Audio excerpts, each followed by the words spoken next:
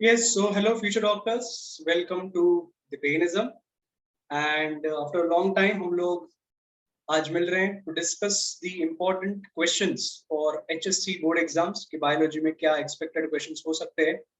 So the entire efforts and initiative taken by the Programmatics Institute, #1 institute in Mumbai with #1 students. चलो बढ़िया.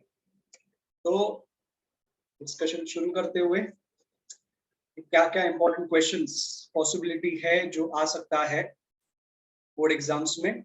सो आप लोग important list देखते जाए. फर्स्ट पॉसिबिलिटी जो है that is development of male and female gametophyte. Definitely it's a long answer. Male gametophyte का development आप लोग दो स्टेजेस में डिस्कस करते हो.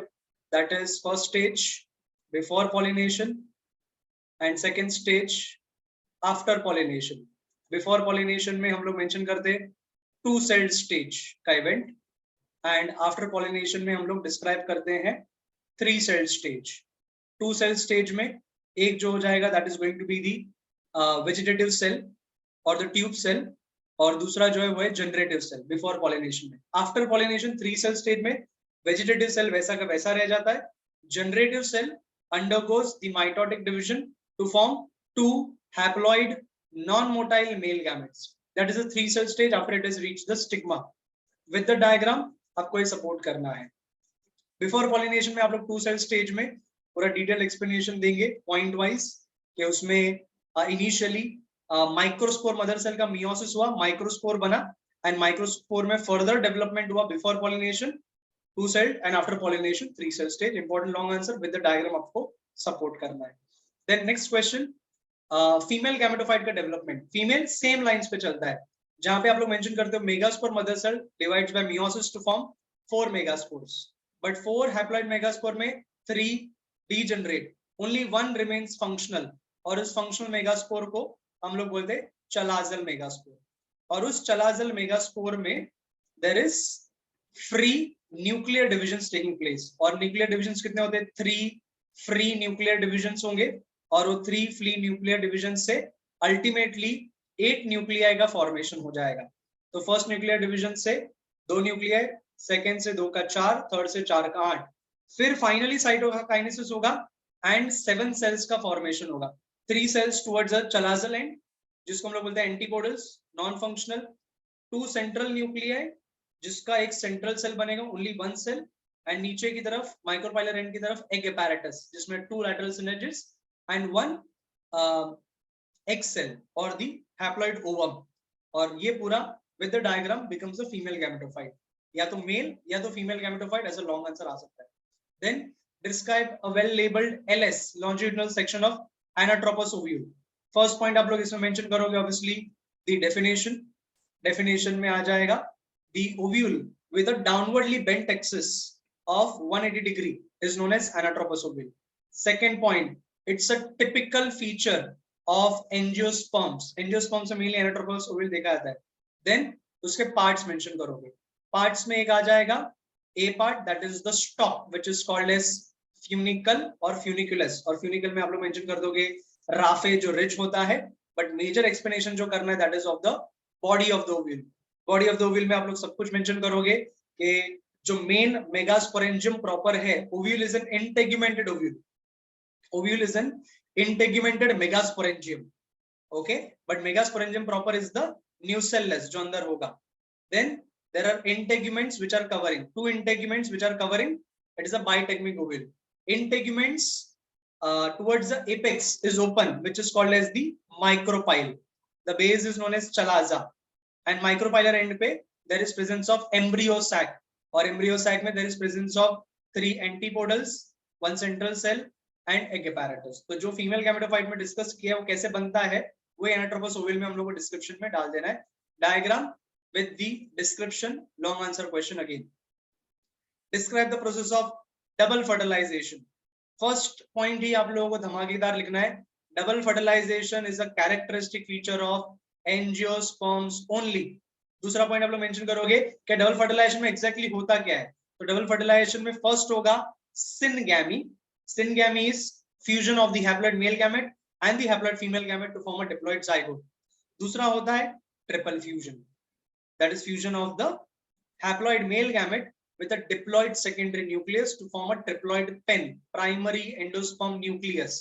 और इससे बाद में endosperm बनेगा. And then you will start explaining the entire process of double fertilization. Okay, pollen grains as it lands on the stigma absorbs the sugary secretions. Pollen tube बनेगा. Pollen tube के अंदर the generative cell divides to form two haploid male gametes by mitosis. The tube nucleus is at the tip of the pollen tube, which guides the pollen tube towards the ovum. Then as it reaches towards the micropylar end, the synergids filiform apparatus help in the guiding the pollen tube and bursting of the pollen tube.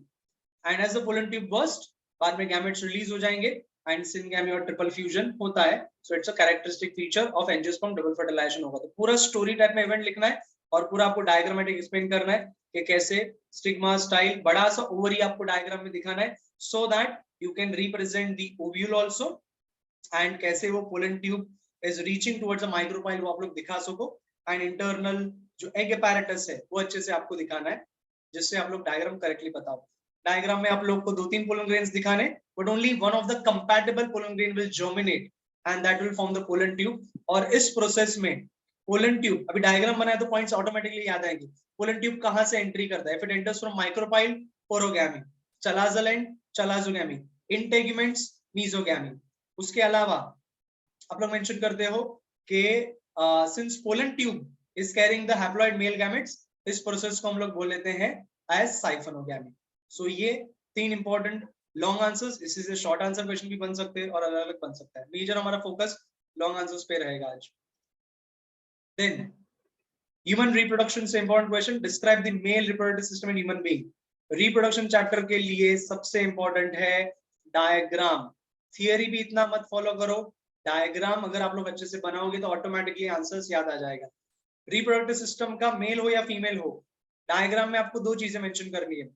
उस part का structure and उसका function क्या होगा. Male reproductive system में no need to mention TS of testis. आप लोग सिर्फ LS represent कर लिए, दैट इज सफिशिएंट. तो इसमें मेल रिप्रोडक्टिव सिस्टम में अलग अलग parts, that is the scrotum, pouch of pigmented skin, उसका function protection, thermoregulation. Then number 2 testis, male gonad, उसका location, size, shape and function. Function में स्पर्मेटोजेनेसिस एंड टेस्टोस्टेरोन का secretion. LS में आप लोग मेंशन कर सकते हैं that seminiferous tubules they join to form rete testis, vasa efferentia. फिर थर्ड आ जाएगा epididymis, highly coiled structure. Function में कैप्यूट में फिजियोलॉजिकल मैच्योरेशन होगा, कॉर्डा में टेम्पररी स्टोरेज होगा. देन फोर्थ वास डेफरेंस, जिसमें peristalsis sperms will proceed further. Then ejaculated duct, small 2 centimeter का, formed by union of seminal vesicle duct and vas deferens duct. Number 6 is going to be urethral passage. Urethra के तीनों part mention करोगे, prostatic, membranous, penile urethra. It's a common passage for urine and semen in males, hence called as urinogenital duct. And 7 penis.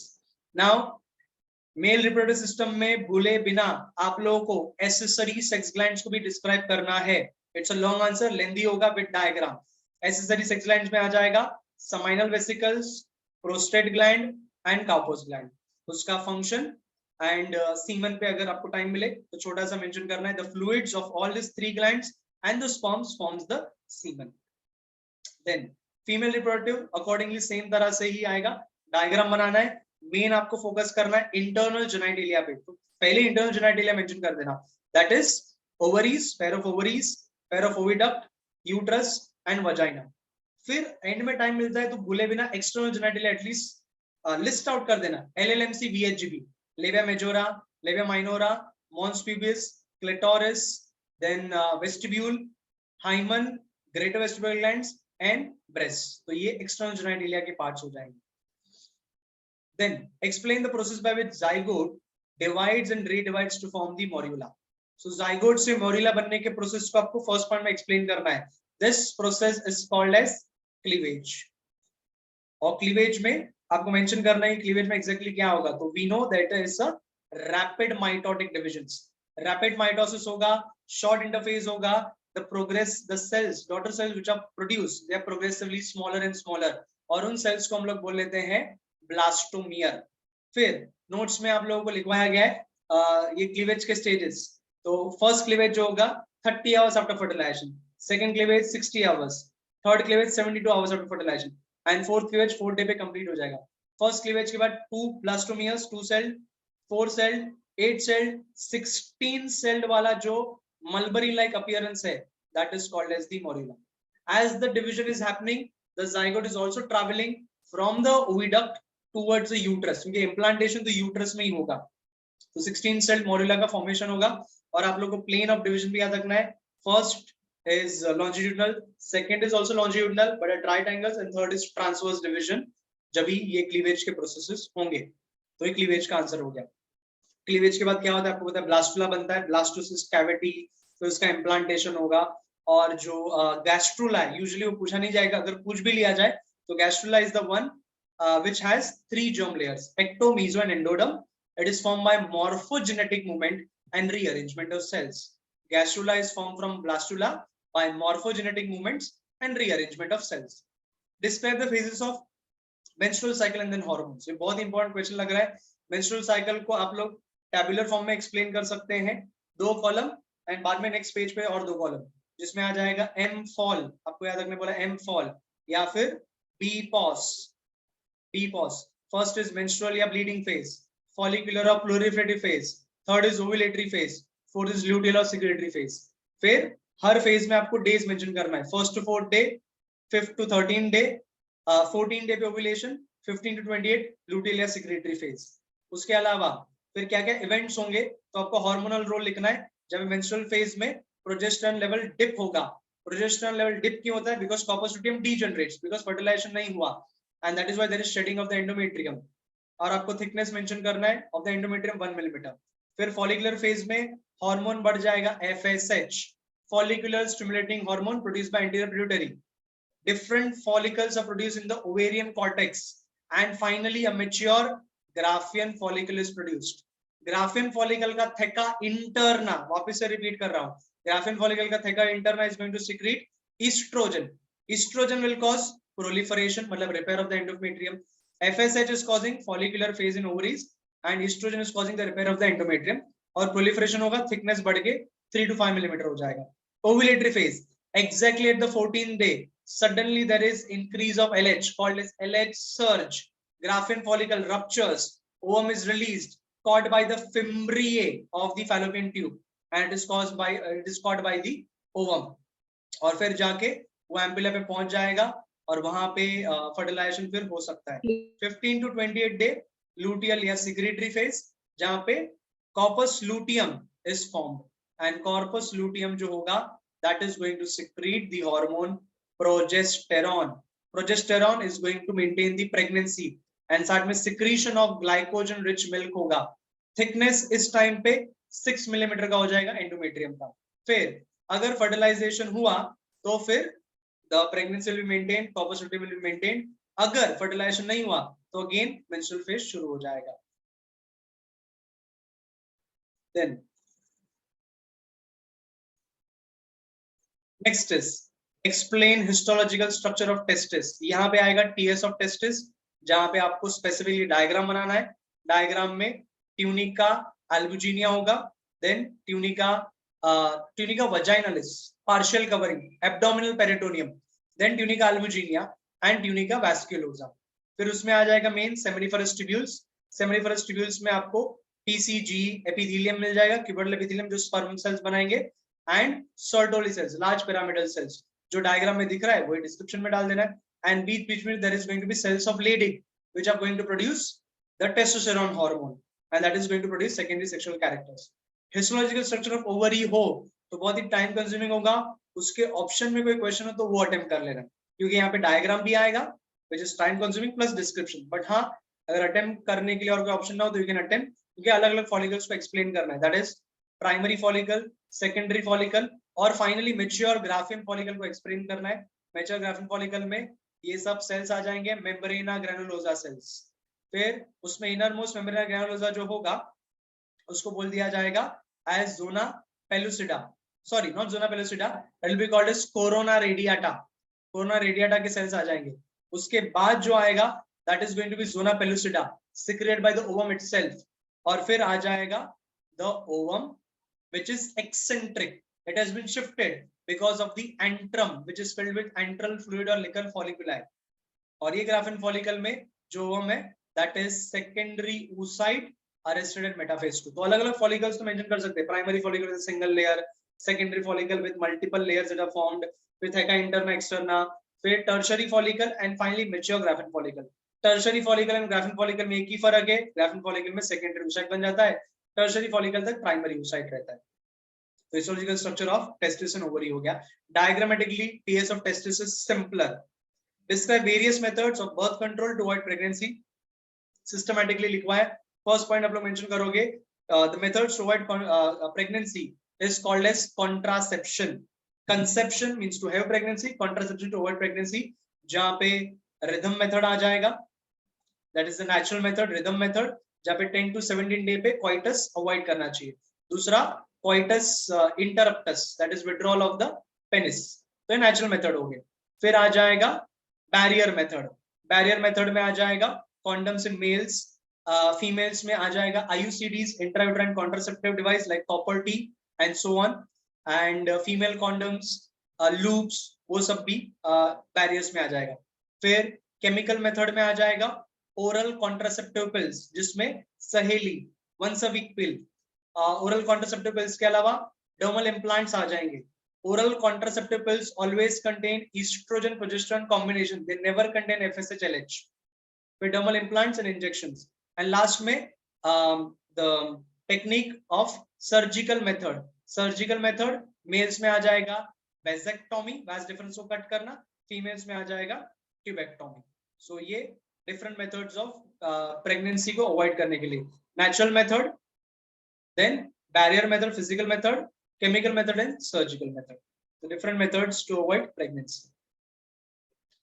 Then genetics. What is dihybrid cross? Monohybrid cross. जिसको monohybrid cross आता है उसको dihybrid cross भी आएगा, but जिसको dihybrid cross आता है उसको monohybrid तो बहुत ही easy लगेगा. Monohybrid will come for 2 or 3 mark. Dihybrid will come as a long answer with suitable example. First point आपको लिखना है definition. Definition लिखने के बाद a cross which involves one pair of contrasting traits or two pairs of contrasting traits is called as monohybrid or dihybrid respectively. आप लोग example mention करना कि क्या आप characters ले रहे हो. P1 generation, फिर gametes बनाओगे, F1 generation का करोगे selfing और F2 generation explain करोगे अच्छे से with a Punnett square. Please dihybrid cross में जो Punnett square बनाना उसमें horizontally एक एक line छोड़ना और बड़ा table बनाना. तो 4 गैमेट्स जब भी बनाओगे तो एक एक लाइन छोड़ना. तो सिस्टमैटिक डायहाइब्रिड क्रॉस का F2 जनरेशन का Punnett स्क्वायर बनना चाहिए. Also you need to mention phenotypic and genotypic ratio. Monohybrid cross का phenotypic ratio is 3:1, genotypic ratio is 1:2:1. ये MCQ में भी आ सकता है. Dihybrid cross का phenotypic ratio 9:3:3:1, genotypic ratio 122, 422, 111. या अलग मेथड से भी याद रख सकते हैं जैसा आपको याद रखना है. टोटल 16 आएगा. Then what is test cross? Test cross अगर पूछा भी है तो भी पहले आपको एक्सप्लेन करना है back cross he. Back cross is crossing of F1 hybrid with any parent. Dominant parent के साथ किया कोई भी यूजफुलनेस नहीं है. रेसेसिव पैरेंट के साथ किया तो रेशियो आता है 50%, 50%, 1:1 and that back cross is called as a test cross. Explain its significance. Significance में it is used to identify the unknown genotype of an organism. दूसरा it is used by plant breeders to introduce the recessive characters. तो test cross का back cross का answer हो गया. What is criss cross inheritance? Explain with suitable example. जो भी example के साथ आप लोग comfortable हो वो लिख सकते हैं. Criss cross inheritance, inheritance of characters from father to grandson, from father to grandson through his carrier daughter is called as criss cross inheritance. Inheritance of character from father to grandson through his carrier daughter is known as criss cross inheritance. कौन से ये examples होंगे? These are X-linked recessive disorders, जिसमें आप लोग दोनों example mention करना है, हीमोफीलिया एंड कलर ब्लाइंडनेस, और कोई भी एक आपको mention करना है with suitable charts. जो भी चार्ट लोगे उसमें चार्ट 1 में आप लोगों को लेना है सपोज कलर ब्लाइंडनेस, तो आप लोग लेंगे colour blind male X small c Y and normal female X capital C, और ऑब्वियसली फादर से पास होगा कैरियर डॉटर में। केस 2 में आपको लेना है normal male, normal father and a carrier female, और उससे कैरियर फीमेल से एक सन में पास होगा। सो ये ऐसा क्रिस क्रॉस इनहेरिटेंस आपको एक्सप्लेन करना है। जो भी आप लोगों का रिजल्ट आएगा वो रिजल्ट में आपको मेंशन करना है वो सन एंड डॉटर कैसे है, नॉर्मल सन है या कलर ब्लाइंड सन है, नॉर्मल डॉटर है, कलर ब्लाइंड डॉटर है या कैरियर डॉटर है। मेल्स में कैरियर कंडीशन नहीं आता तो लिखना भी नहीं है। मेल्स में the disease occurs frequently because they have only single X chromosome, whereas females have double dose of X chromosome. इसका आप लोगों को प्रॉपर कलर ब्लाइंडनेस एक्सप्लेन करें तो कलर ब्लाइंडनेस जैसे लिखवाया था, फर्स्ट उसका कॉज क्या है, ड्यू टू रेसेसिव जीन और नॉन होमोलॉगस रीजन। फिर एक टेबल बनाओगे ऑफ द जीनोटाइप, नॉर्मल का, कैरियर का एंड कलर ब्लाइंड का, और फिर case 1 and case 2। Criss cross inheritance पहले ही आप लोग डिफाइन करके मेंशन कर रहे हैं। Then what is parthenogenesis, explain haplodiploid mechanism of sex determination in honeybees. Honeybees का ही क्या, हम लोगों को ह्यूमंस का भी पता है, बर्ड्स का भी पता है। ह्यूमंस एंड बर्ड्स में it is chromosomal mechanism easy है। Parthenogenesis when an organism is produced without fertilisation it is called as parthenogenesis. And honeybees में क्या होगा, हैप्लोडिप्लॉइड मेथड, जहां पे male bees, that is drones, they are haploid, female bees are diploid। female bees में it can be queen bee or the nurse bees हो या soldier bees हो। तो haplodiploid mechanism में female bee is going to produce gametes by meiosis, haploid gametes बनेंगे, but male which are haploid they produce gametes by mitosis। अगर fertilization हुआ तो फिर female bee, अगर बिना fertilization के directly ये egg develop हो गया it is going to be male bee and is going to be developed parthenogenetically। फिर describe lacoperon। lacoperon complicated लगता है but easy है। first आप लोग define करोगे what is operon। operon is cluster of genes with related function। second, the operon for lactose metabolism is called as lacoperon by Jacob and Monod।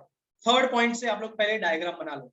Diagram में आप लोग क्या लिखते हैं, हिप्पो ZYA, तो उसमें एक डायग्राम में आप लोग को दिखाना है जब ये ऑपरेटर साइट ओपन है, ब्लॉक नहीं किया।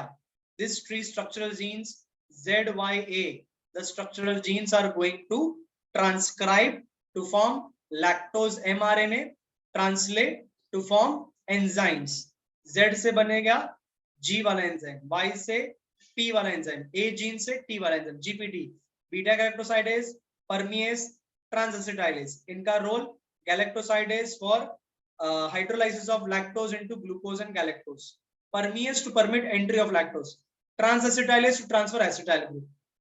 फिर ये कब होगा, when lactose is present. If lactose is absent तब जाएगा रिप्रेसर जीन आई का रोल। तो अलग डायग्राम में repressor gene I produces repressor mRNA and repressor protein, and this repressor protein is going to block the operator site और transcription रुक जाएगा। तो when lactose is absent, block, when lactose is present it acts as an inducer, switch on। तो switch on, switch off, switch on हो सकता है depending on lactose का availability है या नहीं है। Lac operon is seen in E. coli, MCQ में भी आ सकता है E. coli। then explain the process of DNA replication। लंबा आंसर है, मेन डायग्रामेटिकली हम लोग बाद में डिस्कस कर लेते हैं। फर्स्ट पॉइंट आ जाएगा डेफिनेशन, द प्रोसेस। कभी भी डेफिनेशन बायोलॉजी में क्या लिखना है, the process of, the mechanism of, वैसे ही आपको डेफिनेशन सब लिखने हैं अच्छे से। The process of formation of a copy of DNA from parental DNA is called as DNA replication, या फिर from template DNA is called as DNA replication. Second, कौन से फेज में होगा, तो एस फेज में होगा। फर्स्ट पॉइंट हो गया डेफिनेशन। थर्ड पॉइंट में आ जाएगा स्टेप्स, और उसके डिफरेंट स्टेप्स है। फर्स्ट स्टेप में है activation of nucleotides, D AMP, GMP, CMP, TMP का फॉस्फोराइलेशन होकर डीएटीपी, जीटीपी, सीटीपी, टीटीपी बन जाएगा। फॉस्फोराइलेज एंजाइम चाहिए, डाउट होगा वीडियो है पूरा डिटेल में देख सकते हैं, और प्रॉपर नोट्स फॉलो करोगे तो कोई इश्यू नहीं आएगा। सेकंड इज ओरिजिन और रेप्लिक, ओरिजिन और इनिशिएशन पॉइंट।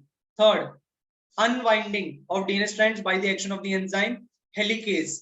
स्टेट बोर्ड में इनिशिएटर प्रोटीन भी दिया, initiator protein and helicase. Initiator protein cut करेगा हाइड्रोजन बॉन्ड्स, हेलिकेज अनवाइंड करेगा। अनवाइंड करने के बाद SSBP prevents the coiling back, and now the DNA which is seen is an inverted Y-shaped replication fork. One strand is running from 3 prime to 5 prime, other is from 5 prime to 3 prime. उस पे होगा synthesis of new strand. Synthesis के लिए चाहिए हम लोग को एक RNA primer जो attach होगा at the 3 prime end of the template, और फिर DNA polymerase enzyme जो 5 prime से 3 prime में polymerize करेगा. Fifth point, ये हो जाएगा leading template, ये हो जाएगा lagging template. Leading template पे बना leading strand in 5 prime to 3 prime, continuous and faster. Lagging template पे lagging strand बनेगा in a discontinuous manner as Okazaki fragments. But 5 prime to 3 prime में भी जो Okazaki fragments बनते हैं वो 5 prime to 3 prime में ही बनते हैं because DNA polymerase उसी में catalyze करता है. Finally DNA ligase उसको जोड़ देगा. Last point, this is known as semi-conservative mode of DNA replication. Semi-conservative मतलब 50% parental, 50% newly constructed, 50% parental, 50% newly constructed. इसको बताया था Mendelssohn and Stahl ने again in E. coli. Best and Taylor ने explain किया था in Vicia faba. Okay, Taylor ने Vicia faba में explain किया था. तो DNA replication में process हो गया, has to be supported with a diagram. Parthenogenesis में डायग्राम नहीं है तो ऐसे लॉन्ग आंसर पहले अटेम्प्ट करने चाहिए. जहां पे डायग्राम नहीं हो तो मार्क्स डिडक्ट होने के चांस बहुत कम है. लैक ओपेरॉन सिंपल बॉक्स ही बना देना है, इजी है. डीएनए रेप्लिकेशन का डायग्राम वैसे इजी है तो डिफिकल्टी नहीं आएगा. Then describe the process of translation in protein synthesis. कोई भी क्वेश्चन आए, ट्रांसक्रिप्शन आए या ट्रांसलेशन आए, फर्स्ट आपको एक्सप्लेन करना है सेंट्रल डॉग्मा. सेंट्रल डॉग्मा में क्या एक्सप्लेन करना है? DNA produces mRNA and mRNA produces protein. ऐसा एक फ्लोचार्ट दिखा देना है. DNA से mRNA is called as transcription. mRNA से protein is known as translation. This was given by Crick. और फिर ट्रांसक्रिप्शन है तो उसका आंसर मेंशन करो, ट्रांसलेशन है तो उसका. ट्रांसलेशन इंपॉर्टेंट क्वेश्चन है ज्यादा. ट्रांसलेशन में फर्स्ट आप लोग लिखोगे about charging of tRNA with different types of amino acids.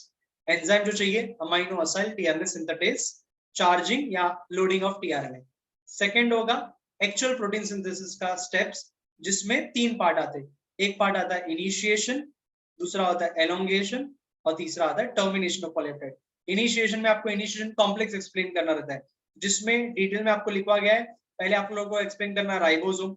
Ribosome explain हो गया और डायग्राम बना लिया तो क्लियर पता चलता है. स्मॉलर सब यूनिट पे mRNA आता है तो भी mRNA को एक्सप्लेन कर दो और उसका start codon AUG, coding for methionine in eukaryotes and formyl methionine in prokaryotes. Larger subunit पे आ जाएगा AA1 tRNA जो मीथियोनाइन को लेके आएगा. इनिशिएशन खत्म.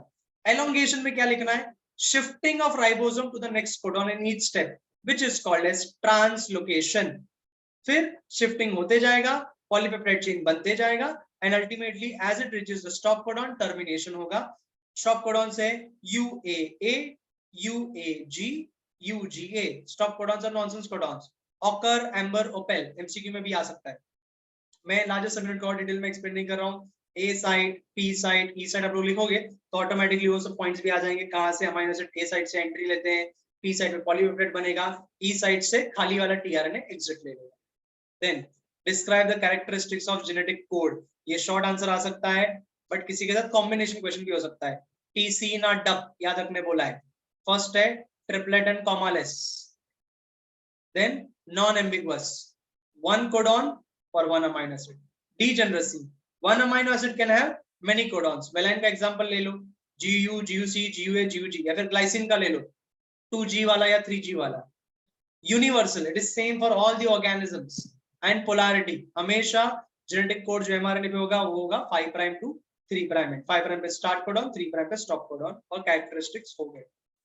Distinguish between artery and when, ये हम लोग आगे सर्कुलेशन में. आर्टरी एंड वेन डायग्राम अच्छे से बनाओ. डायग्राम होगा आर्टरी का ज्यादा डायमीटर का, वेन का कम डायमीटर का. बट आर्टरी का ल्यूमन होगा नैरो, वेन का ल्यूमन होगा ब्रॉडर. आर्टरीज में वॉल थिक वॉल्ड, वेन्स में थिन वॉल्ड. फिर आर्टरी में और भी बहुत सारे कैरेक्टर्स है. Arteries takes the blood away from heart, vein towards the heart. Artery पे बहुत हाई प्रेशर ऑफ ब्लड होगा, वेन्स में लो प्रेशर होगा. आर्टरी में हाई प्रेशर है तो वाल्व्स नहीं चाहिए, वेन्स में लो प्रेशर है तो वाल्व्स रिक्वायर्ड है to prevent the backflow. Arteries usually deeply situated है. जहां जहां पे सुपरफिशियल होगा वहां पे हम लोग को होता है feeling of pulse. Radial artery हो गया, कैरोटिड आर्टरी हो गया, पॉपलेटल आर्टरी हो गया। पल्स का भी 1 मार्क का डेफिनेशन आ सकता है। Veins are usually superficial. और जो डायग्रामेटिक डिस्टिंग्विश दिख रहे हैं, narrow lumen, broad lumen, thick walled, thin walled, वो सब भी। और टीएस होता तो आप लोग डिटेल में एक्सप्लेन करते, tunica interna, tunica intima, tunica media, tunica externa, तो तीनों लेयर्स को भी आप लोग एक्सप्लेन करते। ट्यूनिका इंटरना भी बोल सकते हैं। ओके, थेका इंटरना वो ग्राफिन फॉलिकल का। Then Smith was working in garage with door closed and automobile's engine running. After some time, he felt breathless and fainted. What would be the reason? How can he be treated? Engine running हो, closed rooms हो, open gas stove हो, ऐसा कोई भी question आया मतलब वो carbon monoxide poisoning पे है। कार्बन मोनोऑक्साइड पॉइजनिंग, और बाद में आप लोग लिखोगे उसके बारे में। सिर्फ स्ट्रेट फॉरवर्ड नहीं आएगा क्वेश्चन, ये 4 मार्क्स का हो सकता है अलग अलग पार्ट में। उसमें हो सकता है कार्बोक्सी हीमोग्लोबिन का formation, which is because carbon monoxide has more affinity. Hemoglobin has more affinity for carbon monoxide 200 times more as compared to that of oxygen. Then mention करोगे treatment, तो pure O2 CO2 mixture to dissociate carboxy hemoglobin. Patient में होगा asphyxiation and death होगा, दम घुट जाएगा and death होगा। Describe internal and external structure of heart. Internal external almost similar है, बट एक्सटर्नल में आप लोग कोरोनरी सल्कस और एट्रियोवेंट्रिकुलर सल्कस मेंशन करते हो और बस। बाकी दोनों मेंशन करने का human heart is 4 chambered, superior वाला एट्रियम का, superior are thin wall distinct chambers, inferior thick wall distributing are ventricles, और 2 सल्कस एक्सटर्नल स्ट्रक्चर में आप लोग एक्सप्लेन करोगे। एक्सटर्नल में और एक चीज मेंशन करते हैं, वो है ligamentum आर्टेरियोसम, connection between the coronary, connection between pulmonary artery and aorta. It is a remnant of ductus arteriosus of fetus. Internal structure of heart में आपको एक्स्ट्रा मेंशन करना है atrial septum, interatrial septum, interventricular septum, और जो अंदर के openings है उसके valves. Inferior vena cava is guarded by eustachian valve, coronary sinus is guarded by Thebesian valve, and फिर आप लोग एक्स्ट्रा मेंशन करोगे about foramen ovale which is present in the fetus, जिसका रेमनेंट रह जाता है fossa ovalis। और भी पॉइंट्स आ जाते हैं, कॉर्डे टेंडिने पे which holds the valves, papillary muscles, बहुत पॉइंट है। इंटरनल स्ट्रक्चर ज्यादा इंपॉर्टेंट लग रहा है, डायग्राम एक बार प्रैक्टिस करना ही है। डायग्राम का खास बात ये रहेगा, डायग्राम बनाना है आपको टिल्टेड थोड़ा, एंड ऐसा आप लोग सुपीरियर चेम्बर्स छोटे दिखाना है और इंफीरियर चेम्बर्स बड़े दिखाना है, और फिर जाके आप लोगों को वाल्व्स वगैरह दिखाने हैं और ऐसा अंदर नक्शे ऐसा पूरा दिखा देना है, और फिर आप लोग वाल्स वगैरह को रिप्रेजेंट कर सकते हैं। सिंप्लीफाइड टू सिंप्लीफाइड पर डायग्राम बना के आना है और लेबलिंग्स करना है, और फिर बाद में वेना कावा एंड वो सब ओपनिंग्स आपको रिप्रेजेंट करना है। Describe the working of the heart. Working of the heart में आप लोग मेंशन करोगे कंडक्टिंग सिस्टम, जहां पे आ जाएगा SA node, pacemaker, AV node, then bundle of his bundle branches, and finally Purkinje fibres. जिसमें human heart is myogenic, muscles generate the impulse for conduction. ECG, ECG is electrocardiogram. The graphical representation is called as ECG. The graphical representation is called as ECG, and the instrument is called as electrocardiograph. Instrument को graph बोला है, graph पे electrocardiogram बोला है। और फिर आप लोग अलग अलग वेव्स को एक्सप्लेन करोगे। अलग अलग वेव्स जो आ जाएंगे, that is going to be the P wave, then QRS complex and a T wave. P wave small है, T wave थोड़ा broad है, and QRS downward deflection की वजह से। P wave represents atrial depolarization and that is why atrial systole. QRS complex ventricular depolarization and therefore ventricular systole. T wave represents ventricular repolarization and that is why ventricular diastole या joint diastole को represent कर रहा है। Additional point भी आप लोग mention कर सकते हैं that there are 3 electrodes which are connected, 2 to the heart, 1 to the arm. Gel is applied and ECG के uses भूलना मत. It is used to detect heart disorders like angina pectoris, myocardial infarction, heart failure, atherosclerosis, ये सब के diagnosis में ये help कर सकता है ECG. Father of electrocardiography, Einthoven, MCQ में आ सकता है। Explain forebrain, midbrain, hindbrain, तीनों ही हो सकते हैं, बट ज्यादा इंपॉर्टेंट है फोब्रेन। फोब्रेन में भी सबसे इंपॉर्टेंट है सेरिब्रम, हाइंड ब्रेन में सबसे इंपॉर्टेंट है सेरिबेलम। दोनों का डिस्टिंग्विश भी आ सकता है। सेरिब्रम का स्ट्रक्चर भी आएगा, फंक्शन भी आएगा एंड डायग्राम भी आएगा। स्ट्रक्चर आपको सब पॉइंट पता है, largest part of the brain, 85% of the weight, two cerebral hemispheres connected by a median longitudinal fissure and corpus callosum, which connects four lobes: frontal, parietal, temporal, occipital. Cavities called as the ventricles, lateral ventricles, which are filled with CSF, cerebrospinal fluid. And इतना structure के अगर 9-10 point हो गए sufficient हो गया। Functions पे जाओ। Function में पहले आएगा motor function, association function, sensory function. Okay, motor function आ जाएंगे in the frontal lobe, general motor area and the Broca's area, motor speech area. Association में जिम और PSA, judgement, intelligent, memory, problem solving ability. Sensory में Wernicke's area, general sensory area, ये parietal lobe में आएगा।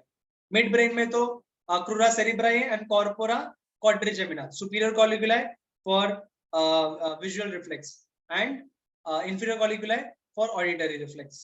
Hind brain में cerebellum सबसे important है for balance, orientation, posture, equilibrium. Cerebrum जैसा ही आंसर है, दो सेरिब्रल हेमिस्फीयर्स, मीडियन वर्मिस, हाँ सेरिब्रल कॉर्टेक्स था, वैसे सेरिब्रल कॉर्टेक्स है, and cerebral medulla, cerebral medulla, grey matter, white matter, ये भी सेरिब्रम में, सेरिबेलम में पॉइंट आएगा। सेरिबेलम में इंपॉर्टेंट पॉइंट आएगा आर्बोर वाइटे पे, ट्री ऑफ लाइफ एंड उसके फंक्शंस। पॉन्स तो बहुत सिंपल है। Medulla, vital centre, damage can lead to instant death. Medulla controls vital functions like breathing, then blood flow, respiration, etc. What will be the effect of thyroid gland atrophy on the human body? Thyroid gland useful है for controlling BMR, basal metabolic rate. Atrophy हो गया तो BMR नहीं control होगा, heart rate, respiratory rate सब कुछ down हो जाएगा। और मेनली आपको सिम्टम्स मेंशन करने ऑफ हाइपोथायरॉयडिज्म। हाइपोथायरॉयडिज्म बच्चों में होगा तो होगा cretinism, physical mental retardation and even sexual development नहीं होगा। एडल्ट्स में होगा मिक्सडीमा, तो ये मेंशन करना है। और अगर आयोडीन डेफिशिएंसी हो तो सिंपल गोइटर हो सकता है। थायराइड ग्लैंड का लार्जेस्ट एंडोक्राइन ग्लैंड, स्ट्रक्चर अगर पूछा तो butterfly shape, 2 lobes and connected by median isthmus. Then very important adenohypophysis, मतलब एंटीरियर पिट्यूटरी, और एंटीरियर पिट्यूटरी में 3 पार्ट्स हैं, पास ट्यूबरालिस, पास इंटरमीडिया एंड पास डिस्टालिस। और डिस्टालिस के मेजर हार्मोन्स हैं जो आपको सिखाए हैं एज टैप जी, somatotropic hormone, growth hormone, TSH, ACTH, prolactin, GTH, GTH में FSH एंड LH, तो 6 हार्मोन।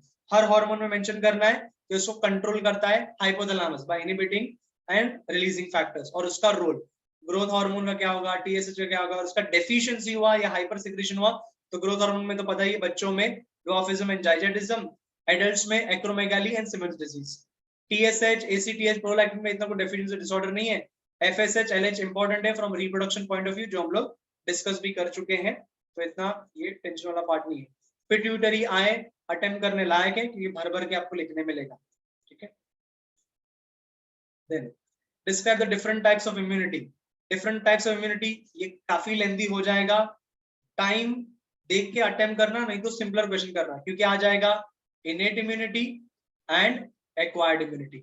इनेट इम्यूनिटी में आ जाएगा बैरियर्स का एग्जांपल, जो भी बैरियर्स हो, फिजिकल बैरियर्स मतलब स्किन हो गया, देन म्यूकोसल सरफेस हो गया, then there is physical barriers के बाद anatomical barriers, phagocytic barriers, phagocytic में मैक्रोफेजेस वगैरह के आ जाएगा।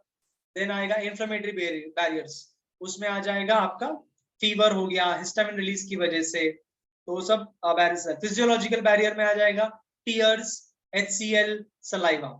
तो इनेट इम्यूनिटी में बैरियर्स को एक्सप्लेन करना है। एक्वायर्ड इम्यूनिटी में आ जाएगा नेचुरल, सॉरी एक्वायर्ड इम्यूनिटी में आ जाएगा एक्टिव या फिर पैसिव। एक्टिव में रेडीमेड एंटीबॉडीज बनेंगे, पैसिव में एक्टिव में एंटीबॉडीज बनेंगे, पैसिव में रेडीमेड एंटीबॉडीज मिलेंगे। एक्टिव कैन बी नेचुरल और आर्टिफिशियल। नेचुरल, नेचुरली इन्फेक्शन हुआ, नेचुरल रिकवरी। आर्टिफिशियल वैक्सीनेशन के थ्रू। ये एमसीक्यू भी आ सकता है। Passive immunity natural artificial. Natural from mother to foetus IgG and mother to child IgA through mother's milk. Artificial दूसरे animals के antibodies are given in emergency to the patient, तो वो artificial. What is cancer? Uncontrolled division of cells leading to tumour is called as cancer. फिर cancer के causes explain करके इन लोगों ने टाइप्स ऑफ कैंसर में 5 टाइप्स पूछा है। मतलब they are not asking about benign and malignant. 5 types में लोग क्लासिफिकेशन का बात करें। क्लासिफिकेशन हम लोग ने याद रखा है CS Lal, carcinoma, sarcoma, lymphoma, adenoma, leukaemia, that is blood cancer. तो ये डिफरेंट टाइप्स को एक्सप्लेन करना है। ट्रीटमेंट नहीं पूछा है तो लिखने में टाइम वेस्ट मत करना, सिर्फ आंसर को अच्छे से एक्सप्लेन करना। कार्सिनोमा हेडिंग देना अच्छे से, एक लाइन छोड़ के, एपिथेलियल टिश्यू का है। Sarcoma it's of the connective tissue, lymphoma of lymphoid tissue, adenoma of glandular tissue, and leukemia is a blood cancer. Okay. Write a short note on AIDS. AIDS full form लिखोगे, acquired immunodeficiency syndrome, हर disease को जैसे explain करते हो वैसे ही, cause that is caused by HIV. Then spreads या transmission कैसे होगा? Unprotected sexual contact with the infected person, sharing of razors, needles, etc. Blood transfusion from infected person, from infected mother to the child. Then signs and symptoms जो AIDS के हैं, first आएगा, first stage में fever, weight loss, वो सब आएगा, और फिर symptoms will be not present, so asymptomatic for many years, and then suddenly opportunistic infections शुरू हो जाएंगे, like TB हो गया, कापोसिस सार्कोमा हो गया, and herpes, ये सब हो जाएगा। Treatment by highly active antiretroviral therapy। Prevention, जिस वजह से स्प्रेड हो रहा है उसको प्रिवेंट करना है। एड्स में भूलना मत HIV का डायग्राम बनाना, कुछ नहीं तो भी 2 सर्कल बना के आना और पिलर लगा के आ जाना, है ना। और अंदर ये 2 RNA भी दिखाना है, 2 सिंगल स्ट्रैंड RNA। ओके, तो ऐसा शॉर्ट में डायग्राम बना के आना। टाइम नहीं मिलता है तो भी बना के आ जाना फटाफट सर्कल, जो लिपिड के डबल लेयर है, प्रोटीन के लेयर से, और झंडे जो गाड़े glycoprotein. How the transmission of typhoid disease occurs? तो टाइफॉइड के बारे में मेंशन करना, it's a bacterial disease caused by Salmonella typhi and Salmonella paratyphi. Transmission जो होगा, it is due to contaminated food and water. Then from carrier person, जैसे हम लोग ने टाइफॉइड मैरी पढ़ा था, from carrier infected person to the healthy person, carrier में transmission हो सकता है, anal route हो सकता है। Then flies contaminated place पे बैठे, from fecal matter to food they can transmit, तो ऐसा transmission of typhoid disease mention कर सकते हैं। डिस्क्राइब मलेरिया, सेम तरह से कॉज, देन कैसे स्प्रेड हो रहा है, target organ, sign and symptoms, treatment, prevention. 6 parameters पे कोई भी डिजीज एक्सप्लेन कर रहे हैं। हर डिजीज को हमने टेबुलर फॉर्म में डिस्कस किया है, लेकिन मलेरिया इंपॉर्टेंट है क्योंकि उसका लाइफ साइकिल भी है। लॉन्ग आंसर है 4 मार्क, तो लाइफ साइकिल शॉर्ट में एक्सप्लेन करना पड़ेगा। नहीं है तो सिर्फ ये 6 पैरामीटर्स डिस्क्राइब करके आओ। Cause Plasmodium, 4 species, Falciparum, Malaria, Ovale, and Falciparum, Malaria, Ovale, and और एक भूल गया, बहुत सारा डिस्कशन किया इसके लिए। वाइवैक्स, ऐसे कैसे भूल सकते हैं। फिर टारगेट ऑर्गन होगा ह्यूमंस में liver and then RBC, mosquito में gut and salivary gland. Salivary gland से पास होगा स्पोरोजोइड इन्फेक्टिव स्टेज, MCQ भी हो सकता है, sporozoite is the infective stage. फिर ट्रांसमिशन होगा because of the female Anopheles mosquito, उससे ट्रांसमिट होगा। साइन एंड सिम्टम्स हमने मेंशन किया था, fever, crash, convulsions, renal damage, anaemia, arthralgia, haemoglobinuria, headache, patient coma and death में भी जा सकता है because of falciparum infection. And classic sign, sudden occurrence of fever and chills followed by sweating, फिर वापस fever and chills and sweating, तो ये repeat होते रहेगा। Treatment by quinine medicines, and prevention Gambusia fish which eats the larva of the mosquito, and use of DDT pesticides etc, and mosquito nets, repellents etc. Health and disease काफी लंबा है, इसमें से ये कुछ सिलेक्टेड क्वेश्चंस मैंने predict किए हैं। Then explain the role of microbes in industrial production. Microbes में आपको याद रखना है इंडस्ट्रियल प्रोडक्शन में एवो एजेड को एक्सप्लेन कर लो, तो लॉन्ग आंसर हो गया alcoholic beverages, vitamins, organic acids, antibiotics, gibberellins, enzymes, dairy. तो ये सारे को थोड़ा थोड़ा एक्सप्लेन भी कर दिया, तो हो गया। अल्कोहलिक बेवरेजेस में वाइन, विस्की, बियर का है। विटामिन और fat soluble, water soluble. Organic acids में fumaric acid by Rhizopus, acetic acid by Acetobacter aceti. Then antibiotics में कोई भी एक दो, Penicillium, penicillin antibiotic. Gibberellins, Gibberella fujikuroi fungus जो पार्थेनो कार्बी इंड्यूस करेगा, break the seed dormancy. Enzymes, cellulase, Trichoderma and Sclerotinia libertiana जो बनाएगा different type के एंजाइम्स भी। एंड डेयरी प्रोडक्ट्स जिसमें आ जाएगा butter milk and curd by lactobacillus.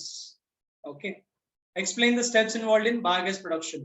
Biogas में आप लोग मेंशन करोगे it is the unconventional and renewable source of energy. ये सबसे इंपॉर्टेंट पॉइंट हो जाएगा। इसमें मेनली रहेगा methane, carbon dioxide and hydrogen sulphide. And 3 steps जो है, पहला स्टेप है एनारोबिक डाइजेशन, फिर है एसिडोजेनेसिस, मेथेनोजेनेसिस। एटम याद रखना, एनारोबिक डाइजेशन पॉलीमर से मोनोमर, एसिडोजेनेसिस मोनोमर से acetic acid, and methanogens acetic acid से मीथेन का जनरेशन होगा। सो ये बायोगैस जनरेशन के 3 स्टेप्स। यहाँ पे भी डायग्राम बनाना है, इनलेट टैंक, आउटलेट टैंक और बीच में बायोगैस का फर्मेंटर और एक पार्टीशन होता है। डायग्राम एक बार सब ऑब्जर्व कर लेना। Explain the steps involved in process of RDN technology with a suitable diagram. Simple answer if sin I cut. Doubt है जिसको भी वीडियो देख लेना और डायग्राम अच्छे से बना लेना। Isolation, fragmentation, isolation of the donor DNA, fragmentation using restriction to nucleus, molecular scissor, screening for desired gene, insertion into the vector, plasmid, cosmid, a bacteriophage to form rDNA or chimeric DNA, introduction into the host cell, culturing in vitro by PCR, in vivo, transformation, final step. What is vaccine? Vaccines are antigenic preparations which are administered to the patient to generate antibody. Vaccines are antigenic preparations which are administered to the patient to generate antibody. Advantages of oral vaccine. Oral vaccine जो है, these are edible vaccines. इसके these are produced by genetically modified plants so that it becomes very inexpensive and plants can be easily consumed by people, so there is more acceptance to this oral vaccine. So along with plants, even vaccines can be administered to the patient so that immunity can be built up. So these are the advantages of oral vaccine. तो जो normal injections का pain रहेगा, medicine का रहेगा, वो सब निकल जाएगा. So oral are edible vaccines. What is gene therapy? Gene therapy, the process से शुरू करना, the process of modifying a defective gene, removing or adding a defective gene is removing a defective gene and adding a modified gene is called as gene therapy. 2 types, somatic cell germline gene therapy and germ cell gene therapy. Somatic cell gene therapy वो permanent cure नहीं होगा, but germ cell gene therapy जो होगा वो permanent होगा, generation after generation वो help कर सकता है. Gene therapy का important example to treat SCID, severely combined immunodeficiency. So gene therapy और भी बहुत सारी चीजों के लिए माना जाता है, to treat pituitary dwarfism या फिर for bovine growth hormone is introduced, hemophilia treatment के लिए, ये सब के लिए gene therapy has been suggested. and उसके 2 types. With the help of suitable diagram, describe the logistic population growth curve. Logistic curve logical है, जो बताता है कि resources are limited. This curve is going to be S-shaped sigmoid curve, जिसमें आएगा lag phase, log phase, stationary phase. ये logistic growth curve जिसको worlds for logistic भी बोलते हैं. दूसरा है J-shaped sigmoid curve, that is exponential curve, जहाँ पे resources are unlimited, तो J-shaped रहेगा. What is mutualism? Mutualism, it's a symbiotic relationship where both the components are benefited. Symbol plus and plus, both are benefited. Example में आप लोग दे सकते हैं lichens का example which involves algae and fungal component, या फिर आप लोग दे सकते हैं mycorrhiza का fungus and roots of cycas या pinus.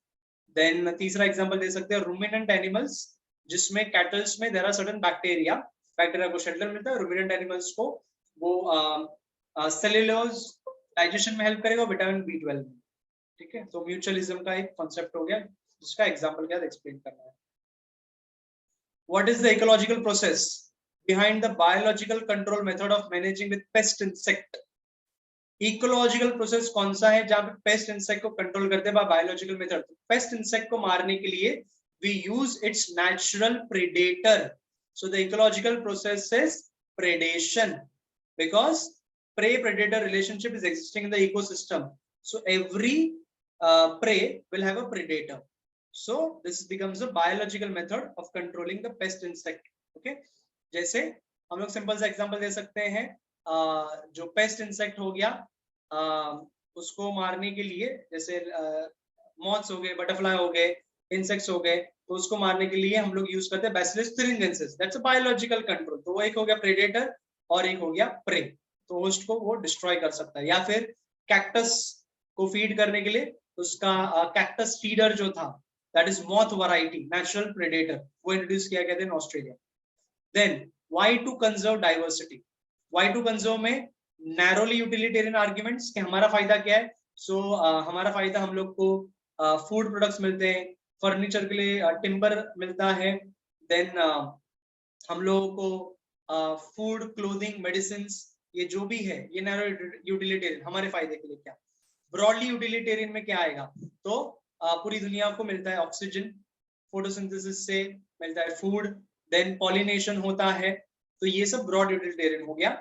And even aesthetic pleasure and ethical argument. Every life has the intrinsic value. That is why biodiversity has to be conserved. Diversity को loss क्यों होता है? तो evil coordinates था, habitat loss and fragmentation, then over exploitation, then alien species invasion. तो ये जो evil coordinate था वो सब reasons थे कि क्यों biodiversity का loss होता है और उसको conserve क्यों करना चाहिए. तो उसके arguments ही mention करने हैं. फिर how do we conserve biodiversity? Biodiversity can be conserved by in situ conservation या ex situ conservation. In situ in the natural habitat, तो वहां पे आप लोग in situ conservation में, natural habitat में wildlife sanctuaries, national parks बना सकते हैं या biosphere reserves हो गया. Ex situ conservation में zoological parks या फिर botanical gardens या फिर seed banks, फिर gene banks, ये सब ex situ conservation हो गया. तो दो टाइप के conservation मेंशन करने हैं. Explain ecological succession, ये भी important question हो सकता है. The first point definition आ जाएगा. The gradual change in species composition of an area is called as ecological succession.